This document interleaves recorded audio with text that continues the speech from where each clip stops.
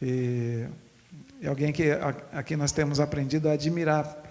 E ontem eu fiquei mais espantado em saber que ele só tem 38 anos, né? Desculpa, eu não gosto de falar assim a idade, mas uma idade tão jovem e aí há mais de 20 anos envolvido totalmente, né, com muita convicção no chamado missionário, uma das regiões mais complicadas que existe na face da Terra. E a gente tem aprendido muito, naquela vez que ele esteve aqui o ano passado, ontem jantamos juntos, hoje estávamos almoçando juntos, e a gente vai se enchendo, né? vai vendo como é gostoso, né? Ver pessoas assim, que é uma inspiração para nós também. Amém? Deus ore. Amém. Oremos. Pai, muito obrigado mais uma vez por Tua graça e misericórdia que se tem revelado em nós. Muito obrigado, Senhor, pelo privilégio de estarmos aqui mais uma vez para cultuar ao Teu nome. Queremos apresentar-te, Senhor, a vida do Jairo e te agradecer pela vida dele, pelo privilégio de estarmos aqui hoje sendo abençoados pela vida e ministério dele, também da sua família. Nós te louvamos em nome de Jesus. Nós te pedimos que o Senhor, uma vez mais, use a vida dele com graça, com autoridade, com unção, Senhor. Ó Deus, e fale aos nossos corações, que traga a nós despertamento. Ó Deus, que a Tua palavra nos alcance, em nome do Senhor Jesus Cristo. Te louvamos. Amém, Senhor. Graça e paz, queridos irmãos. É uma alegria, um privilégio para nós poder estar aqui com vocês, voltar a esta igreja e poder mais uma vez repartir a palavra e dar um testemunho daquilo que Deus tem feito ao longo da nossa caminhada, aquilo que os nossos olhos têm visto. É um privilégio poder, então, ter esse tempo de comunhão com vocês. E é um privilégio também poder visitá-los numa ocasião especial, né, como de Natal, um período festivo, e poder refletir sobre verdades preciosas da palavra nesse período aí com vocês. Eu tenho a alegria de ter Eudes e Sandra como amigos há muitos anos já. Tivemos a alegria de conviver na África do Sul no final da década de 90. Angola estava em guerra naqueles dias, muitos refugiados angolanos fugiam para a África do Sul, se refugiavam na África do Sul. Pelo fato de falarem português, nós tínhamos a liberdade de comunicar o Evangelho para eles na sua língua materna. Foi um período muito precioso que servimos ali. E, curiosamente, eu mantenho contato com alguns dos angolanos que nós trabalhamos lá na África do Sul. Os angolanos estão de volta a Angola, refizeram as suas vidas e hoje nutrem um carinho pela obra de Deus, pela obra missionária muito grande. Nós louvamos a Deus por isso. Então, poder encontrá-los muitos anos depois e encontrá-los firmes na fé, firmes no Senhor, é uma alegria, é um grande privilégio. Eu estou com a Vânia, né? Minha esposa, e o Mateus. Ao final, os irmãos vão poder interagir mais e a gente vai poder se conhecer mais. Mas essa é a minha família, somos casados há 17 anos e ao longo da jornada Deus nos deu o Mateus, que tem sido um grande parceiro no ministério, tem participado aí de uma forma muito preciosa ao longo da nossa caminhada. Eu gostaria de refletir com os irmãos na palavra de Deus, nas Escrituras, e eu convido vocês a abrirem suas Bíblias no Evangelho de Lucas, no capítulo 1. Eu vou ler apenas 3 versículos. Lucas, capítulo 1, versículos 77, 78 e 79. Lucas, capítulo 1, versículos 77, 78 e 79. Eu gostaria, então, de refletir com vocês com base nesses versículos e depois eu vou compartilhar algumas imagens, algumas fotos de amigos nossos da Síria, do Iraque, pessoas com quem a gente tem trabalhado e compartilhar um pouco sobre a vida deles, o desafio que envolve a vida desses irmãos. Lucas, capítulo 1, eu vou ler na minha versão, peço que os irmãos acompanhem a leitura, e a palavra diz assim: para dar ao seu povo conhecimento da salvação, na remissão dos seus pecados, por causa da estranhável misericórdia do nosso Deus, pela qual o sol nascente das alturas nos visitará, para iluminar os que jazem nas trevas e na sombra da morte, e dirigir os nossos pés pelo caminho da paz. Um texto que faz referência ao Messias, ao nascimento de Cristo. Zacarias, pai de João Batista, registra aqui o seu cântico, numa referência inicial ao seu próprio filho, aquele que prepararia o caminho do Messias, João Batista. E nos versículos de 77 a 79, uma referência direta ao ministério do Messias, o Cristo vivo que nasceria entre os homens, nasceria entre nós para transformar as nossas vidas, para trazer luz. Gostaria de destacar algumas verdades aqui sobre o Natal.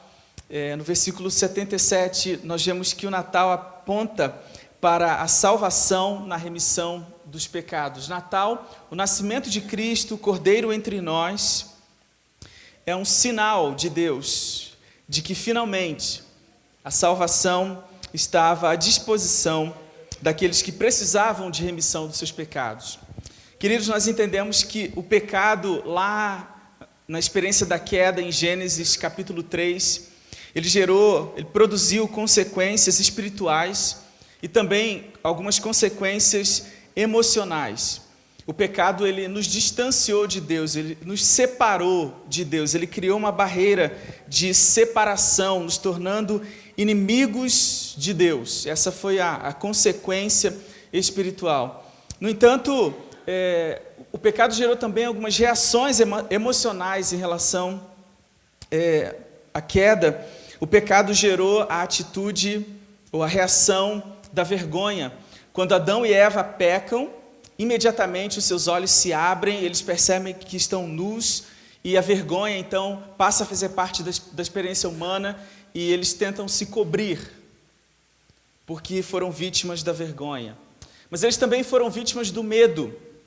E o texto diz lá em Gênesis que, ouvindo a voz do Senhor, eles se esconderam. Eles não apenas cobriram a sua nudez, mas eles também tentaram se esconder de Deus. Ouvimos a tua voz no jardim e tivemos medo. O pecado gerou medo. O pecado gerou também a culpa. E nós percebemos na tentativa do casal de passar a culpa adiante. Adão tenta passar a culpa para Eva, Eva tenta passar a culpa para a serpente. Então eles entram num conflito emocional misturado de vergonha, medo, culpa, e a humanidade vem caminhando distante de Deus e vítima dessas reações emocionais ao pecado, porque o pecado nos desfigurou. Deus olha dos céus e vê a sua criação desfigurada, a sua criação distante, a sua salvação, a sua criação perdida, e Ele decide então enviar o Senhor Jesus para resgatar o perdido, para transformar a vida de homens e mulheres que viviam nas trevas.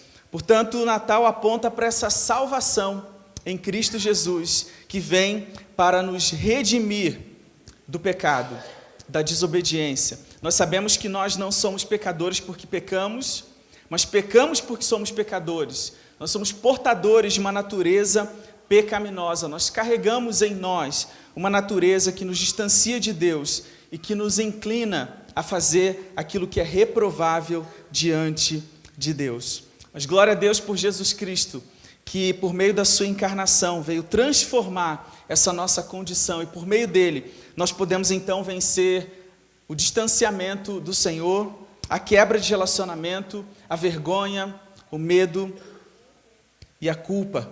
E então podemos nos apresentar diante de Deus com toda a liberdade. No versículo 78, o texto vai falar de uma estranhável misericórdia.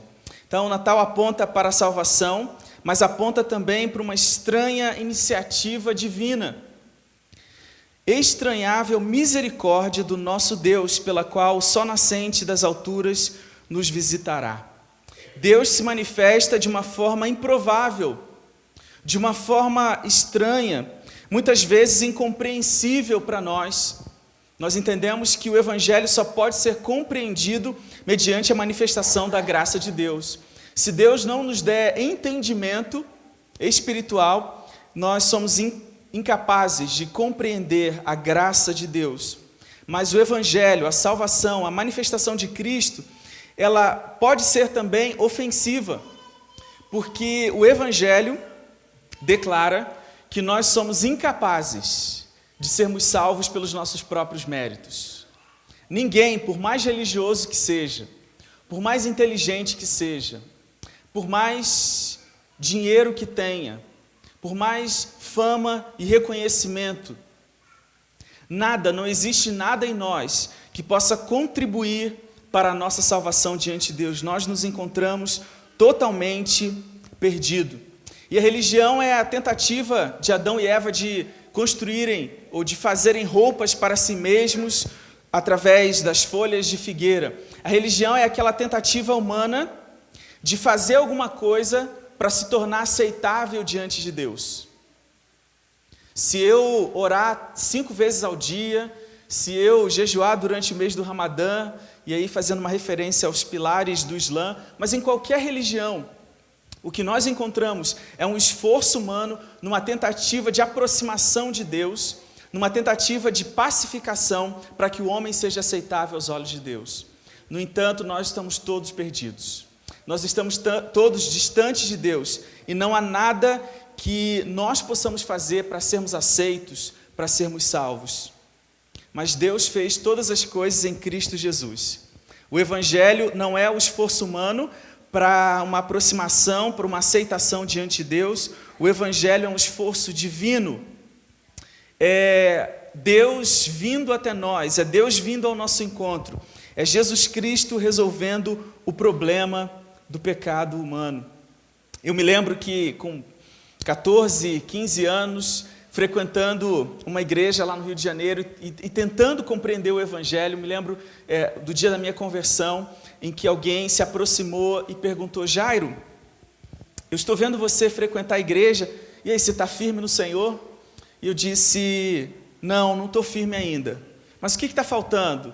E aí, com muita honestidade, eu disse: olha, eu sou muito pecador ainda, eu estou tentando mudar, mas eu ainda não consegui, mas eu estou tentando, e enquanto eu não conseguir mudar, eu não for de fato uma pessoa agradável aos olhos de Deus, eu não estarei firme. Só o dia que eu conseguir mudar, aí sim, eu vou ser um cristão de verdade. E aí essa pessoa me explicou: Jairo, quando você está doente, você precisa tomar um remédio para ser curado da sua enfermidade. Você não fica curado por conta própria. Você precisa tomar um remédio para ficar sarado. E se você entende que você está doente espiritualmente, você também precisa tomar um remédio. E o remédio é Jesus. Só Ele pode te curar. Só Ele pode transformar a sua vida. Irmãos, naquele momento, eu criei no meu coração, eu coloquei a minha confiança nesse Deus que se manifesta de uma forma imprevisível, estranha, muitas vezes incompreensível na nossa ótica. E então tive a minha experiência de conversão, de salvação, de transformação, quando eu entendi que era Deus que poderia fazer aquilo que eu precisava e aquilo que eu não poderia fazer por conta própria. Uma misericórdia que se manifesta de forma estranha. E eu gostaria de refletir com vocês na definição, na ideia de misericórdia. Alguém já disse que graça é aquilo que você não merece e você recebe. Você não merece, por exemplo, ter comunhão com Deus. Você não merece ser amigo de Deus. Você não merece o céu. Mas Deus te dá aquilo que você não merece. Misericórdia seria o contrário. Misericórdia é aquilo que você merece, mas Deus não te dá. Então você merece a punição, você merece a separação, você merece a condenação eterna. Mas porque Deus é misericordioso, Ele não te dá, Ele retira aquilo que você merece. E Deus em Cristo Jesus se manifestou em graça, em salvação, mas também de forma misericordiosa, numa estranhável misericórdia. Ele vem até nós, na nossa limitação, na nossa incapacidade, a fim de transformar as nossas vidas. Versículo 79, terceiro versículo, para iluminar os que jazem nas trevas e na sombra da morte, e dirigir os nossos pés pelo caminho da paz. Natal aponta para uma salvação que produz remissão de pecados, aponta para uma estranhável iniciativa divina a fim de transformar a vida daqueles que estão perdidos, e aponta também para uma luz que brilha em meio às trevas, para iluminar os que jazem nas trevas. E quem são aqueles que jazem nas trevas? Aqueles que jazem nas trevas são todos nós, somos todos. São todos aqueles que estão distantes de Deus, que caminham, que vivem nessa condição de pecado. Todos esses vivem na sombra da morte. Nós poderíamos, então, definir a humanidade entre aqueles que conhecem a Deus e aqueles que não conhecem. Aqueles que estão na luz, porque um dia tiveram um encontro pessoal com Cristo e tiveram as suas vidas transformadas. E aqueles que jazem nas trevas, porque ainda não conhecem o Evangelho, ou quem sabe até mesmo porque nunca ouviram o Evangelho. E a esses o Senhor deseja transformar, o Senhor deseja dirigir os seus pés pelo caminho da paz. No momento nós estamos residindo em Colômbia, num período de treinamento, de capacitação missionária, e o nosso desejo é retornar, regressar ao campo missionário já a partir do próximo ano. E eu peço aos irmãos que continuem orando, continuem intercedendo por nós. Nós amamos o Senhor, amamos aquele que um dia nasceu nos nossos corações e queremos que outras pessoas tenham essa experiência, queremos ver Jesus nascendo no coração de outras pessoas. E mais ou menos, pouco mais de um ano atrás, nós tivemos a oportunidade de conhecer alguns sírios e iraquianos lá na cidade de Colômbia. Nós viemos para esse período de treinamento, sem saber que, paralelamente, nós iríamos desenvolver um ministério com essas pessoas aqui, e o Senhor abriu uma grande porta para nós, e eu gostaria então de compartilhar algumas imagens com vocês, dos nossos amigos lá de Colômbia, um pouco do que Deus está fazendo na nossa vida e na vida de pessoas que jazem nas trevas, que estão vivendo na sombra da morte. O Estado Islâmico se estabeleceu na região da Síria, do Iraque, tem se expandido ali pela região, até mesmo no norte da África, na Líbia, no Afeganistão, várias ramificações, mas especialmente na Síria e no Iraque, numa tentativa de restaurar o califado, um sistema de governo que foi estabelecido a partir da morte de Maomé, que durou até 1922, com o Império Otomano, ruiu, e o Estado Islâmico, então, o ISIS, tem trabalhado uma tentativa de restabelecer essa ideia de califado, um espaço, um território controlado pela Sharia, pela lei islâmica, pelos preceitos do islamismo. E, infelizmente, a próxima imagem, o que o Estado Islâmico conseguiu produzir até agora foi destruição, uma guerra na Síria, outra guerra no Iraque, vidas sendo dizimadas, países, cidades sendo aterrorizadas pelo Estado Islâmico. Próxima imagem. O Estado Islâmico tem gerado morte, tristeza e destruição, como nós temos acompanhado no noticiário. E o que o Estado Islâmico tem produzido também tem sido a dispersão de muitos povos que viviam nos seus países de uma forma bem estruturada, bem organizada, mas desconhecedores do Evangelho, estão sendo agora espalhados ao redor do mundo por causa da morte, da destruição, da tristeza produzida pelo Estado Islâmico na região, na Síria e no Iraque. Próxima imagem. Essa foto, eu tenho certeza, ou eu imagino, que você já tenha visto, né? Ou fotos semelhantes a essa. Refugiados fugindo a duas rotas principais que dão acesso à Europa hoje, cruzando o Mediterrâneo, e que tem levado os refugiados do norte da África e da Ásia, do Oriente Médio, para a Europa, e muitos deles têm viajado dessa forma, uma imagem que provavelmente você conhece. Mas a próxima foto é normalmente a imagem que a gente não vê, a imagem que não aparece no noticiário. Na primeira, nós temos ali os refugiados no barco, de uma forma aparente, mas a verdade é que muitos refugiados viajam, fazem essa travessia do Mediterrâneo dessa maneira, né? De forma subterrânea. Alguns deles sem nenhuma alimentação, com pouco, até mesmo sem condições de respirar, e eles são atravessados dessa forma. Próxima imagem, esse é um dos barcos que chegou na Europa, e muitos chegam assim, ali ao fundo, pessoas mortas, pessoas que não... tem aqueles que são lançados ao mar, mas há aqueles também que não aguentam a travessia e acabam sendo mortos, acabam morrendo ao longo da travessia. Próxima imagem. Um grande desafio, irmãos, que envolve hoje a travessia e a fuga de refugiados do Iraque e da Síria, é que custa dinheiro.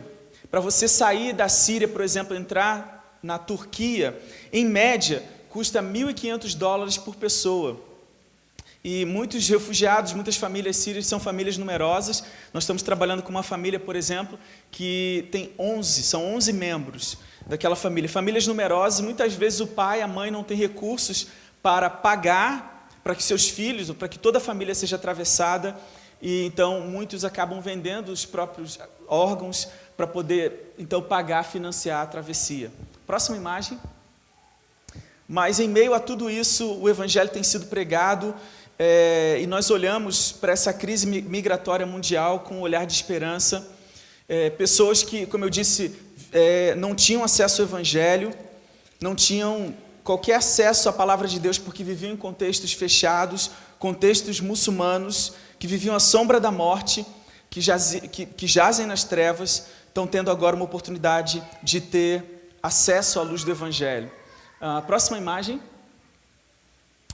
Então, lá em Colômbia, esse é o grupo da igreja que nós estamos congregando e trabalhando, então, com esses irmãos aí no alcance de refugiados.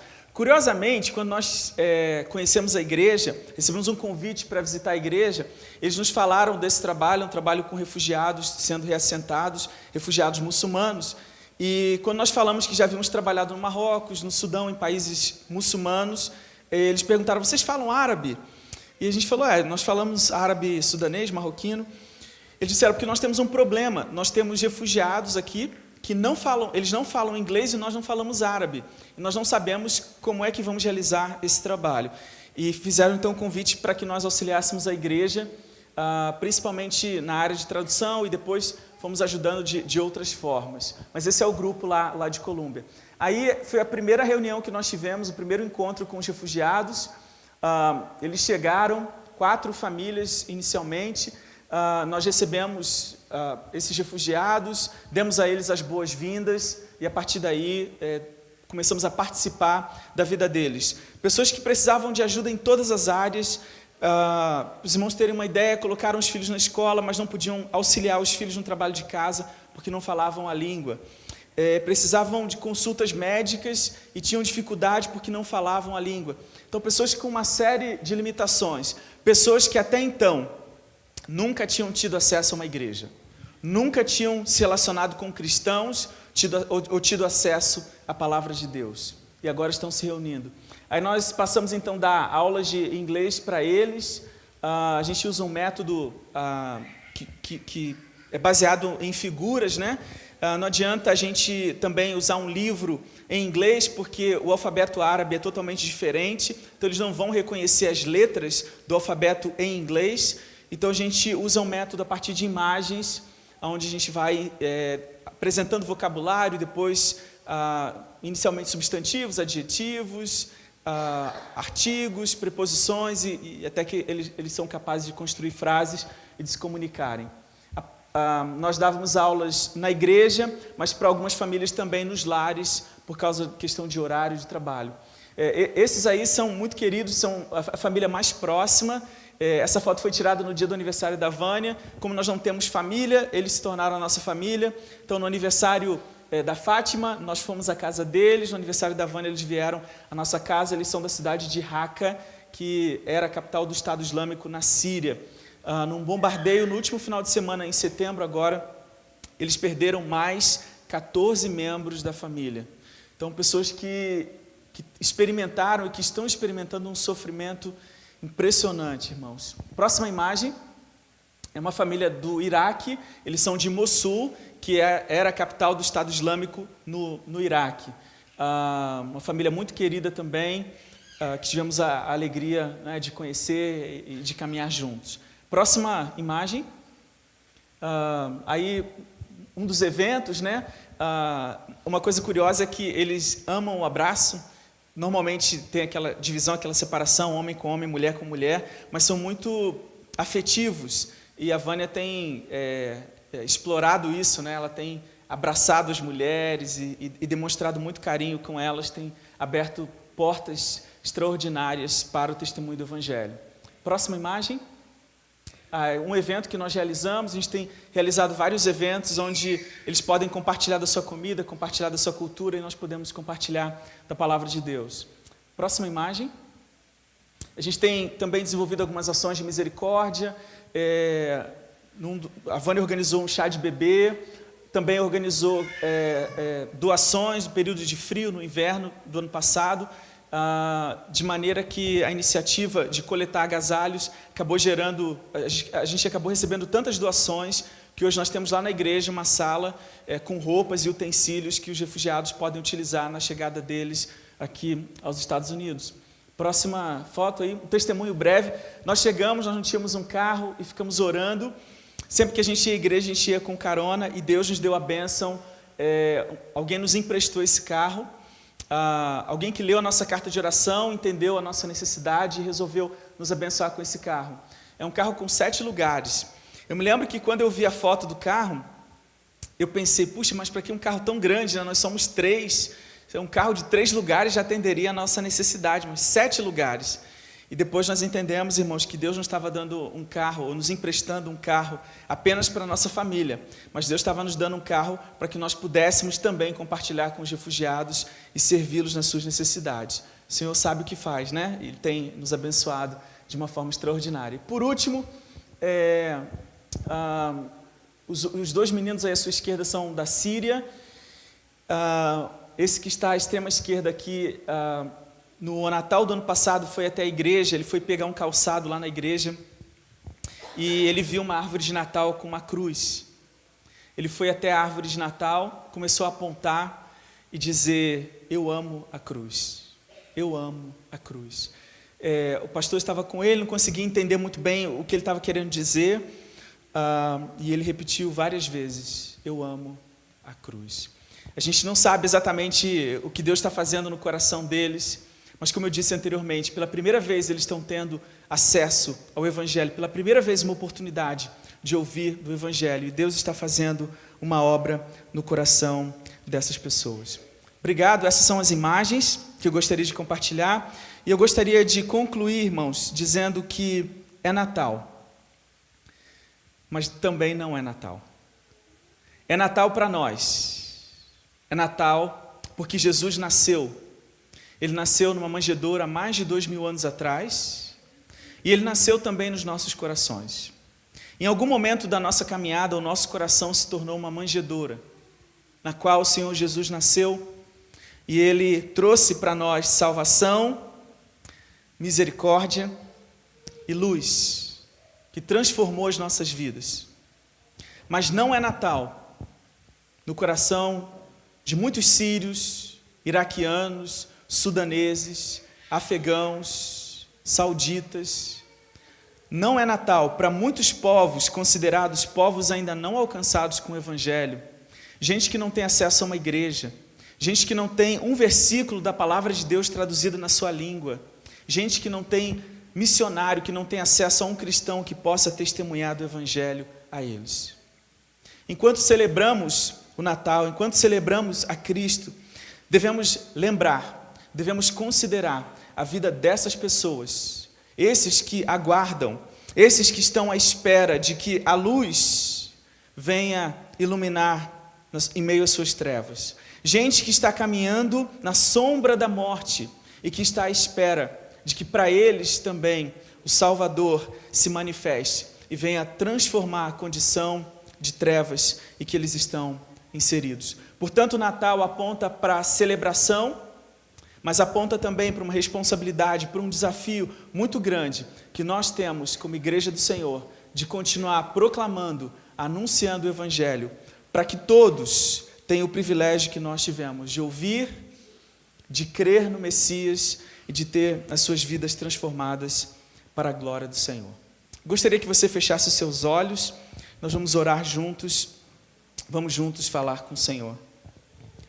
Nosso Deus e Pai, nós te agradecemos pela Tua palavra que um dia nos alcançou, a Tua palavra que um dia nos transformou, e a Tua palavra que tem nos motivado a testemunhar de Cristo Jesus àqueles que ainda não tiveram o privilégio. Ó Deus, nós sabemos que aqui mesmo na cidade, há pessoas que precisam ouvir, há pessoas que precisam ser transformadas pelo Teu poder em todos os lugares. E nós consideramos aqueles que não tiveram uma oportunidade ainda. Eu te peço, Pai, que o Senhor venha nos usar, a fim de que seja Natal para eles também, não apenas para nós. A fim de que a obra de Cristo seja dignificada entre aqueles que ainda não ouviram. Não apenas, ó Deus, para a alegria dessas pessoas, mas, acima de tudo, para a glória do Teu nome. Porque o Senhor deseja ser exaltado. O Senhor deseja que o Teu sacrifício na cruz do Calvário, que a Tua obra, seja conhecida de todos, a fim de que o louvor dos povos seja um louvor que Te exalta, seja um louvor direcionado ao Senhor. Por isso, ó Deus, nos usa. Dá-nos a oportunidade, o privilégio de compartilhar com os nossos familiares, com os nossos amigos, com os nossos vizinhos, com aqueles que estão perto e também com aqueles que estão distantes, porque eles estão nas trevas. E a Tua luz precisa brilhar em meio às trevas em que eles estão inseridos. Te agradecemos por essa oportunidade e oramos em nome de Jesus. Amém.